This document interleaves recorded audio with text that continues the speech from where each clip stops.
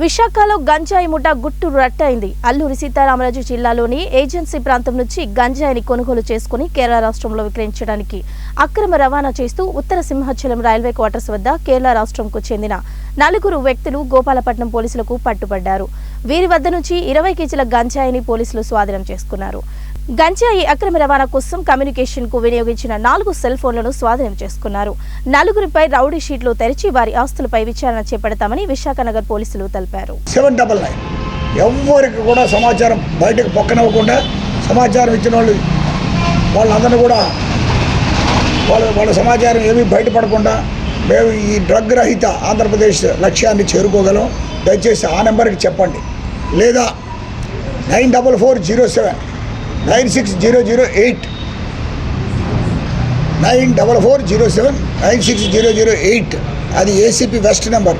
దానికైనా ఎవరైనా చెప్పొచ్చు. అలాగే పెందుర్తి సిఐ 94407 96039 94407 కామన్ 96 కామన్. నాది 008 పెందుర్తి సిఐ గారిది 039, గోపాలపట్నం సిఐ గారిది 020 94407 96020. డైల్ 100 112 కొట్టినా డైల్ 100 కొట్టినా ఇమీడియట్గా 5 నిమిషాల్లో